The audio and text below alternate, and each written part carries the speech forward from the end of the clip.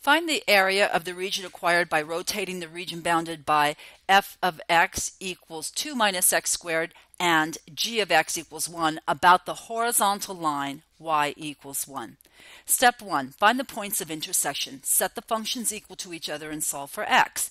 2 minus x squared is equal to 1. Solve for x. You get x plus 1 times x minus 1 equals 0, which yields x equals 1 together with x equals negative 1. Now you can find the ordered pair that represents each of these points, find their y partners, by substituting each of the x's into either one of the two given functions, f or g. It doesn't matter which because they are points of intersection. They share the points in common. We get xy equals 1, 1 and xy equals negative 1, 1. So we'll be integrating from the lower x value, negative 1, to the higher x value, positive 1. Step 2, sketch. We're going to sketch the function f of x equals 2 minus x squared about the line y equals x, or g of x equals 1.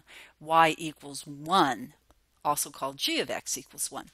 So here we draw the line that y-axis, x-axis. We draw the line y equals 1. That's our axis of rotation. And we draw the 2 minus x squared function. That's an inverted parabola shifted up 2 units. So it is as it's pictured in the graph. And I stopped the parabola so it only shows the region in between the two curves. And you can see that I labeled the points of intersection negative 1, 1 and 1, 1. And I went down to the x-axis and marked our points for our limits of integration from a equal negative 1 to b equal 1. I made an approximating rectangle inside, and they always have to be perpendicular to the axis of rotation, which my approximating rectangle is. You'll notice the width of my approximating rectangle is delta x, which gives you an indication of what type of differential you'll have to use in your integral. It has to be dx because of the delta x.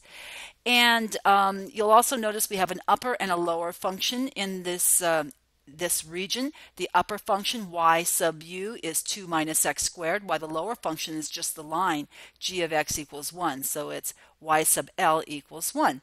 Now I did a close-up view of this on the right in the cloud. You see the top function is the top function is y sub u and the bottom function is y sub l, and there's my approximating rectangle, and the width is delta x, and the length of the rectangle is the difference between the y values. It's y upper minus y lower.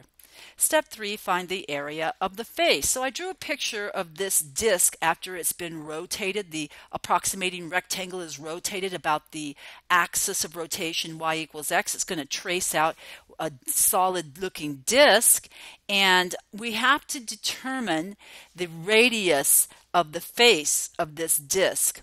Okay, so what we're going to notice is that we're rotating about the line y equals 1. And we have capital R of x represents the radius. I've written it on the left side. And the top line is the equation y equals 2 minus x squared. It's a real tight close-up. That's why it looks like a straight line. It's really a curve, but we're looking at a really drastic close-up, so it looks like a straight line when we're that close. Now on the bottom, you'll see the x-axis, y equals 0. So the radius here is y upper minus y lower. You saw that in the picture in step 2, the close-up picture of the length and width of the rectangle. So the radius is equal to 2 minus x squared in parentheses minus 1. That's our radius. We're going to use it in the formula for step 4. The volume of the solid of rotation. Area, you know, is equal to pi times the radius squared. So the volume is equal to the integral from x equals a to b of the area as a function of x, a of x, dx. That's equal to the integral from x equals negative 1 to 1 of pi times capital R of x, r is a function of x, squared dx. That's equal to, bring out the pi, it's a constant number. It can come out in front of the integral because it does not depend on x. So it's pi times the integral from x equals negative 1 to 1 of bracket Now inside, I'm putting the radius that we got in step 3. It's parenthesis 2 minus x squared minus parenthesis 1. Close your brackets and then square it, because after all, that's the radius. We're going to square pi r squared dx.